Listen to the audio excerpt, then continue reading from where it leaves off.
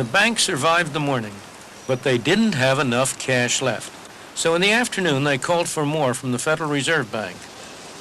So the Federal Reserve sent up the armored car. 2 big sacks full of currency was brought in by the guard, crowded through the crowd. And the assistant manager, Morgan Kraft, came in also.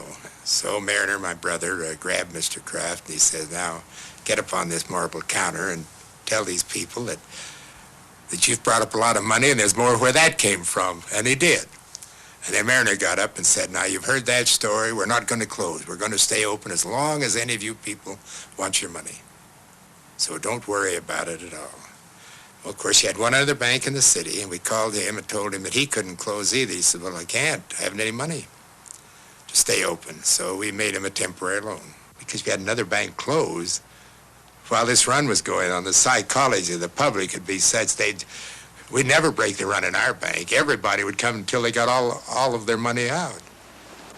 The bank survived the first day's run. It was time to change psychology. The second day was to be very different. So that evening we called our employees all together because we knew that the next day people had been working during the day and would have heard about this, and the next morning we'd have them with us. So we figured now we can't let a crowd build up in the lobby. So we told our tellers, I says, now you pay out this money just as fast as you can. So when anybody comes in the front door, they don't see a line. You pay out $100 bills. And don't let any line ever develop at your window. Well, it never did. So along about noontime, people were just coming and going in a normal fashion, and the run was over. It was all a question of reassuring the public that they could get their money. The Federal Reserve System was there to ensure that this happened by supplying cash to the banks. Why didn't this system prevent the Great Depression after 1929? Because from 1929 to 1930, after the stock market crash, the Federal Reserve System allowed the quantity of money to decline slowly, thereby throttling the monetary structure. By December 1930, the quantity of money had fallen by 3%, which may not seem much, but a growing economy needs additional money in order to prevent deflation and problems. Given this throttling of the monetary system, what happened after that was more or less inevitable. If the Bank of the United States had not happened to fail, some other bank would have been the victim. It would have failed and would have set off the runs. Once the runs started, the Federal Reserve could have prevented them from having the disastrous consequences they did by stepping in and providing the banking system in general, through creating new money, with the cash it needed to meet the demands of depositors. After all, once depositors start trying to take their money out of the banks, there is a strong tendency for the quantity of money to fall. Each dollar of cash which is withdrawn from a bank had been backing several dollars of deposits.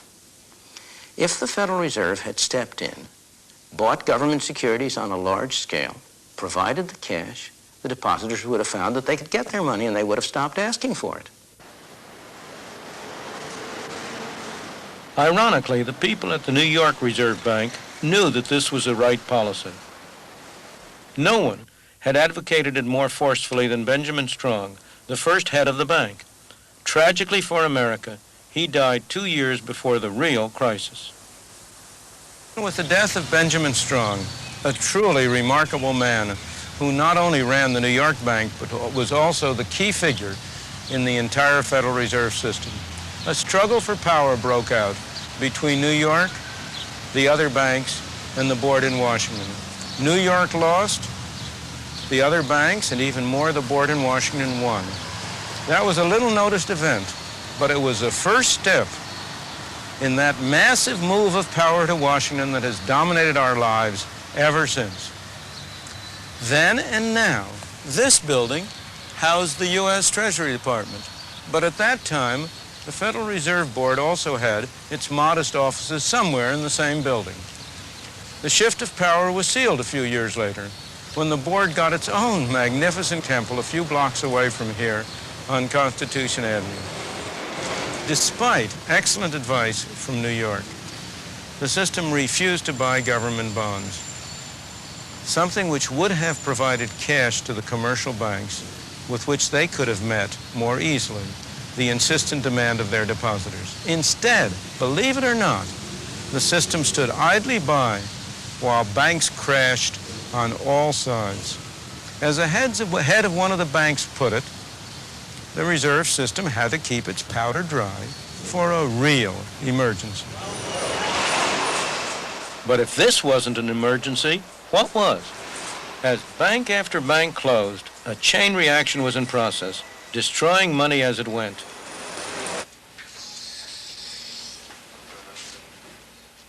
It's a process that even today, few bankers understand. If you ask an individual banker whether he creates money, he'll look at you as if you're mad. Of course not. He'll say, I don't create money. All I do is I accept deposits from my customers. I put a little of that deposit in the vault as a reserve, and I lend the rest out. I don't create money. From the point of view of the economist, the situation is very different. As I've explained earlier, most of the deposits on the books of banks were put there by an accountant's pen. But that simple fact is concealed from the individual banker because it doesn't happen here inside the bank. It happens as a result of the transactions between banks. As the men who ran the Federal Reserve knew very well, it happens when money loaned by one bank is deposited in another bank to be loaned out yet again.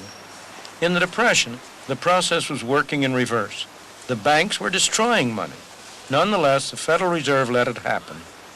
The end result was that by the time the whole sorry episode was over, by 1933, the quantity of money in the United States had gone down by a third. The slow throttling had turned into strangulation. For every $3 of currency and deposits that people had had in 1929, only $2 were left. For every 3 banks that were open in 1929, in 1933, only 2 were left. The terrible depression that followed was a direct result of bungling by the Federal Reserve System.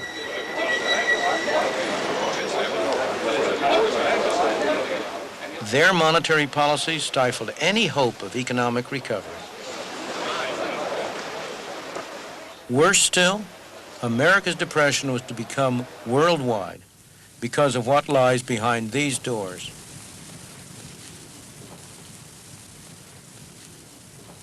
This is the vault of the Federal Reserve Bank of New York. Inside is the largest hoard of gold in the world.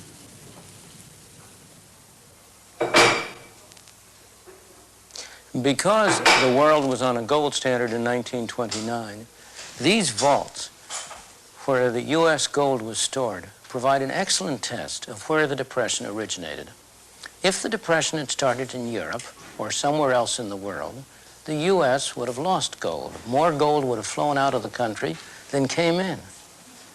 If, on the other hand, the Depression started in the United States, well, then the opposite would happen. More gold would come in from abroad as the effects of our depression spread there than went out abroad. In reality, that is exactly what happened. When the international money system was based on gold, the rules of the game were these. The gold in the United States was supposed to control the amount of money issued by the Federal Reserve.